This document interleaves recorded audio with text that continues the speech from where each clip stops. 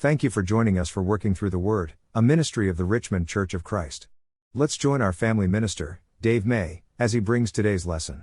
Hopefully you left your mark there in Daniel 1, so go back to Daniel 1.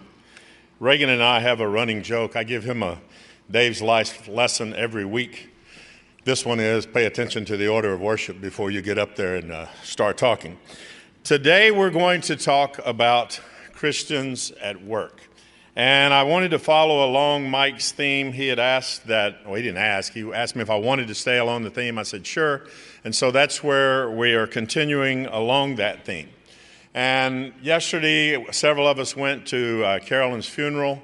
And I just want to tell you that it was a wonderful service for those of you that didn't get to see it, a live stream. And Mike was very supported. So thank you all for giving him that support. On the way back, Brett and I, once he about killed me on the way there, on the way back, we were talking about today's sermon. And he said, well, if I were preaching this sermon, I'd ask a couple of questions. I want to start with the first question, in my own words, what Brett asked. If someone walked into your employer or your school and asked what people thought of you, what would your fellow employees or fellow students say? That's a tough question, perhaps, for some people. I can tell you in my own life, I would want to pick the people that you talk to at work, because sometimes I'm not always as kind to some of the people that I work with as I should be. There are some that would speak highly of me, but not everyone. That's a tough question for us. The second question, if I talk to your boss or teacher or the employees that work for you, and ask them if you have ever talked about God with them, what would they say? Last week we talked about evangelism, 4 different lessons, and we spend more of our waking hours at work as adults than we do doing anything else, with the exception perhaps of spending time with family. And so if we don't ever talk with people about God at work, if we don't ever mention God, we are wasting all kinds of evangelistic opportunities. And so that's a question that we all need to think about. Again, I've talked with some of my fellow employees, but certainly not all of them at the university. And so we all can do better in this regard. Daniel is the lesson that we're going to start with this morning. This was not the original idea that I had, but a brother read the bulletin article, sent me some notes and said, hey, why don't you talk about Daniel? This will work well. And I thank that brother for sending that, because that's what we're going to talk about. Turn to Daniel 1, and we're just going to walk through Daniel's story as a way a model for us as Christians to follow in our work environment. In the 3rd year of the reign of Jehoiakim, king of Judah, Nebuchadnezzar, king of Babylon, came to Jerusalem and besieged it. And the Lord gave Jehoiakim, king of Judah, into his hand with some of the vessels of the house of God, and he brought them to the land of Shinar, to the house of his God, and placed the vessels in the treasure of his God. Then the king commanded Ashpenaz, his chief eunuch, to bring some of the people of Israel, both of the royal family and of the nobility, youths without blemish, of good appearance and skillful in all wisdom, endowed with knowledge, understanding, learning, and competent to stand in the king's place, and to teach them the literature and language of the Chaldeans. As we read on, we learn that Daniel was one of those people. Daniel had an involuntary transfer in his life, and he had a new job that he probably didn't want to have. But he flourished in that job, as we will learn later. And so, as I often find myself telling people at work, that's the reason they call it work sometimes. You're doing things you don't want to do in places you don't want to be doing them, in times you don't want to be doing them. That's the definition of work, in my estimation. And so when Daniel was transferred here, he likely didn't want to go. But that didn't stop him from being a godly example. In verse 5 we read, the king assigned them a daily portion of the food that the king ate and of the wine that he drank. They were to be educated for 3 years, and at the end of the time, they were to stand before the king. We don't know what that was. We don't know what that food entailed, but there's a really good chance it didn't follow the Jewish diet. And Daniel, for all these years, had been following that diet, and now he's told, you are going to eat a different food. In verse 5, we also learn that he had to attend a training that he didn't want to go to, more than likely. 3 years of training that Daniel went to. I don't even like doing a mandatory 1-hour training every year on anything.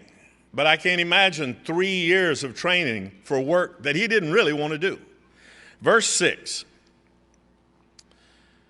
Among those were Daniel, Hananiah, Mishael, and Azariah of the tribe of Judah, and the chief of the eunuchs he gave them names. Daniel he called Belteshazzar, Hananiah he called Shadrach, Mishael he called Meshach, and Azariah he called Abednego. Daniel had his employer change his name.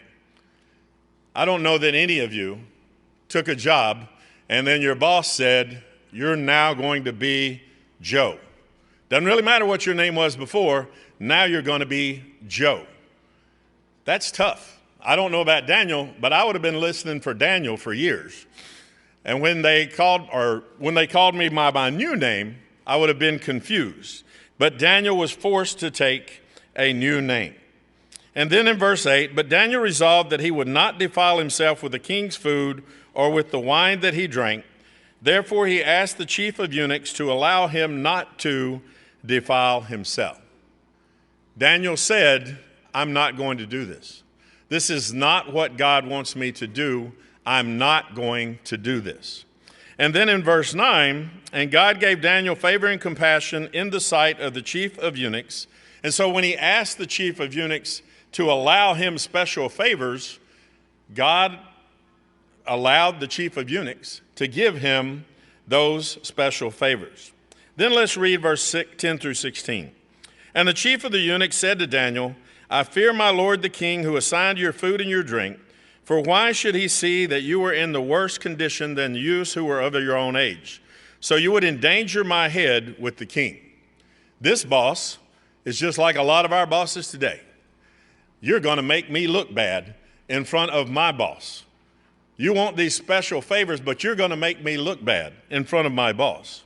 Verse 11, then Daniel said to the steward, whom the chief of the eunuchs had assigned over Daniel, Hananiah, Mishael, and Azariah, test your servants for 10 days. Let us be given vegetables to eat and water to drink. Then let our appearance and the appearance of the youths who eat the king's food be observed by you, and deal with your servants according to what you see. If I've heard this once, I've heard this 100 times in my life. As a supervisor, don't come to me with a problem unless you have a solution. Daniel came to his supervisor with a problem. He said, I don't want to do this.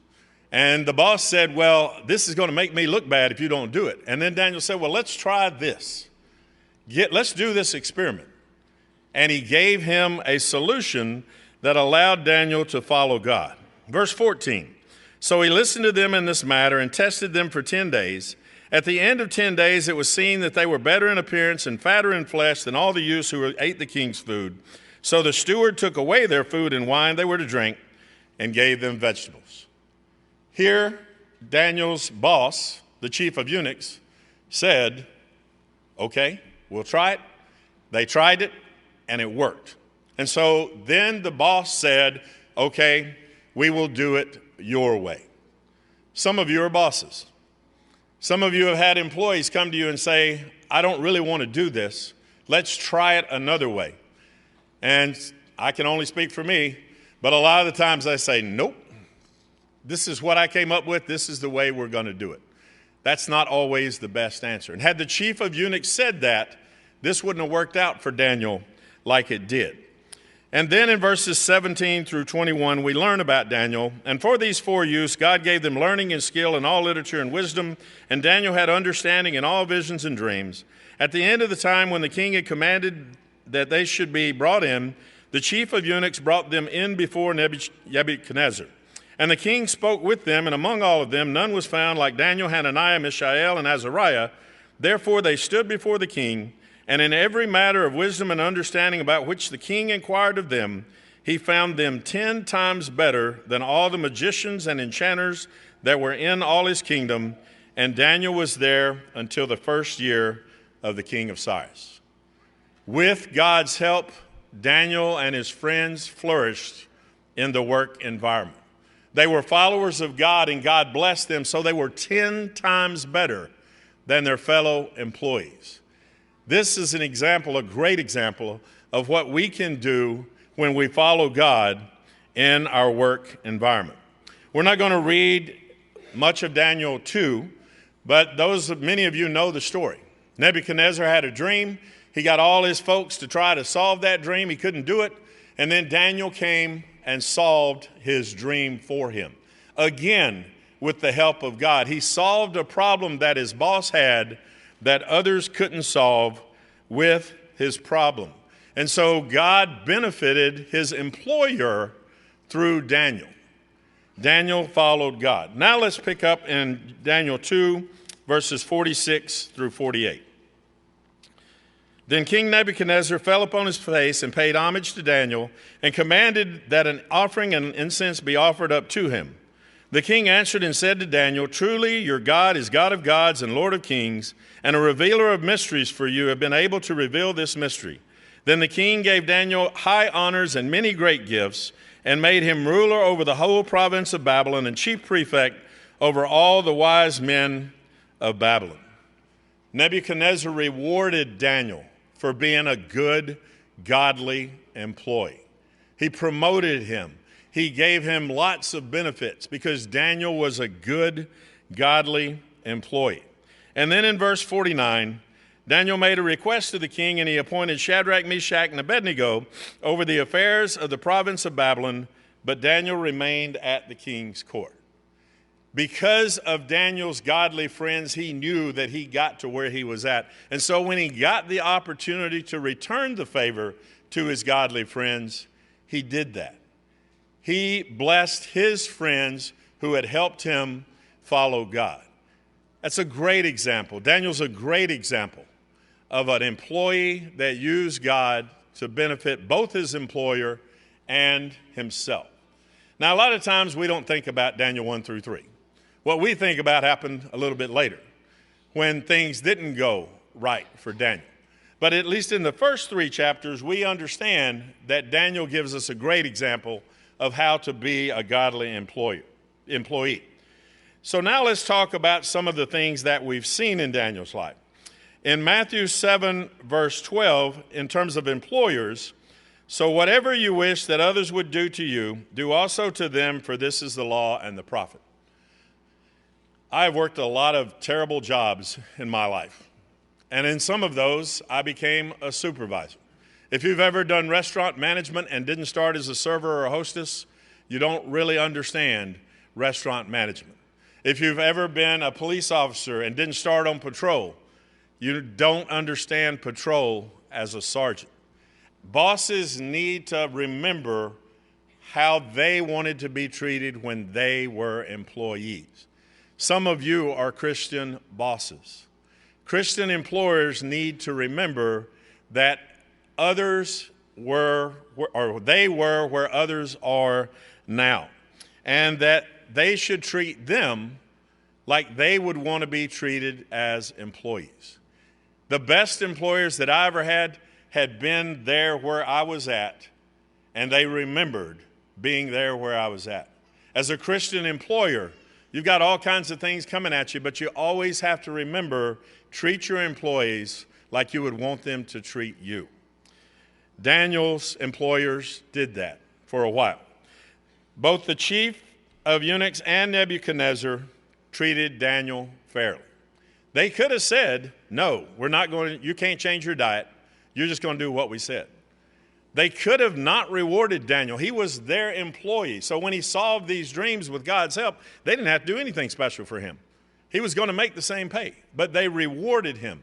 His employers rewarded good work. Thirdly, Daniel's boss trusted him. In those times when somebody came to me and said, "Dave, I would like to try it this way," if I trust them as an employer, I say, "Okay, let's try it your way." And you know what? A whole bunch of those times, their way was a lot better than my way. and increase the productivity of the organization that we were working for. As employers, as Christians, we need to trust our employees, particularly our Christian employees, our God-following employees. And then finally, in chapter 3, we remember the unreasonable demands that they made of Daniel. That was an ungodly request from the employer for Daniel to do something that was against God's will, and Daniel said, I'm not going to do it. So godly employers don't make unreasonable requests of their employees. They just don't do it. So as a Christian employer, don't make unreasonable requests of your employees. God doesn't want us to do that. So that's the employers. Now let's talk about faithful employees. Turn over with me to Matthew 25. Matthew 25. And in Matthew 25, beginning in verse 14, we read the parable of the talents. Now, we're not going to read all 16 of those verses. Most of you remember the parable of the talents well. The way it worked is a boss left. He said, I'm going to give each one of these a certain amount of talents, and I want them to use them while I'm gone. 5, 3, and 1. He gave those talents to his employees. When he got back, he said, all right, give me a report. The one that had 5 made 5 more. He was blessed. The one that had 3 made 3 more. He was blessed. The one that had 1 was scared. He said, I'm fearful of my boss. I don't want to take initiative. I don't want to do anything with this talent. And he was not blessed. As Christian employees, when we are given tasks and responsibilities, we need to do our best to fulfill those tasks and responsibilities. We need to do our very best and ask God for our help in working for our employer, because as Christians, we want our employers to be blessed by our presence and by our work, because we aren't working for them. We are working for God. God put us in that situation to work for them. And so when we as Christians are at work, we need to remember we are working for God. Your supervisor, whoever he is, from the CEO down to your immediate supervisor, they're all mid-level management.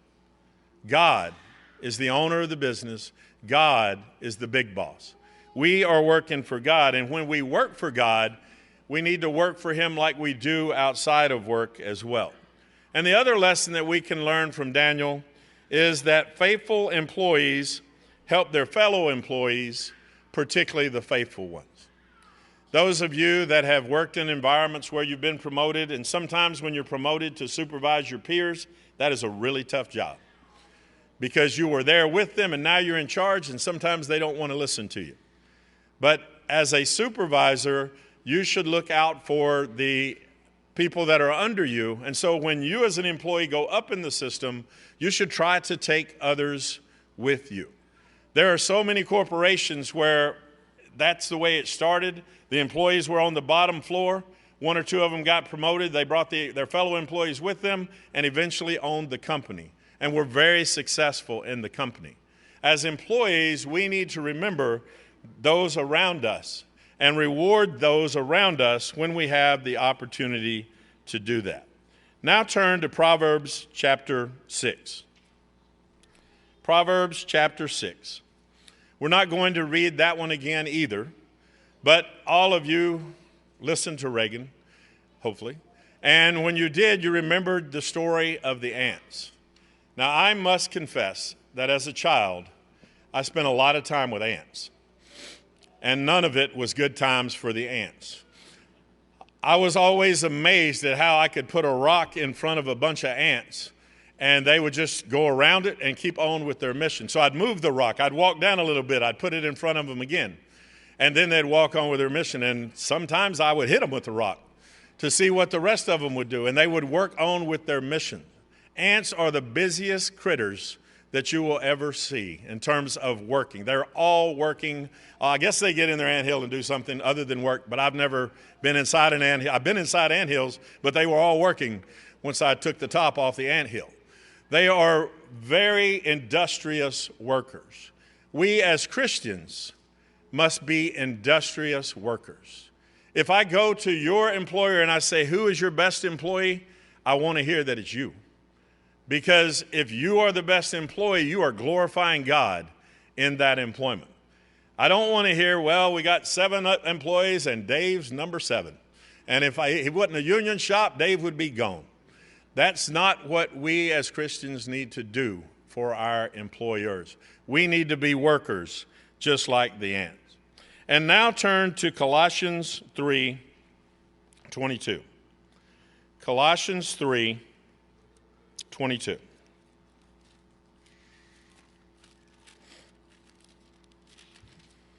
In Colossians 3, verse 22, all the way to chapter 4, verse 1, we get a common message for both employers and employees. Beginning in verse 22, bondservants, obey in everything those who are your earthly masters, not by way of eye service as people pleasers, but with sincerity of heart, fearing the Lord. Whatever you do, work heartily as for the Lord and not for men, knowing that from the Lord you will receive the inheritance as your reward. You are serving the Lord Christ. When you're surfing Facebook on the clock, you are serving the Lord Christ. Remember that. Your boss may not see you surf Facebook. God does. When you clock out 15 minutes before you were supposed to, and your boss don't catch you, God knows. And so when we are employees for an organization and we realize that we're working for God, we give our best effort because God is always watching us. When I was in several jobs, as soon as the boss left, I'll just use my uncle's. As soon as he left, I had a terrible job doing contracting work. I was the prep guy for painting outside houses in Alabama in July and August. And so whenever he left, sometimes I would go sit in the truck and turn on the air conditioning. He never knew that. He's already gone. God knew that. God was sitting there watching while Dave was enjoying the air conditioning instead of scraping the walls.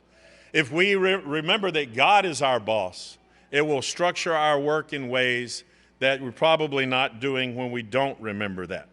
And then in verse 24, knowing that from the Lord you will receive the inheritance as your reward, you are serving the Lord Christ, for the wrongdoer will be paid back for the wrong he has done, and there is no partiality. This week I was talking to James with another group of people. James is my oldest. And she asked him how he liked his job. And he said he liked most aspects of the job, but he was talking about 1 or 2 aspects of his job he didn't really like.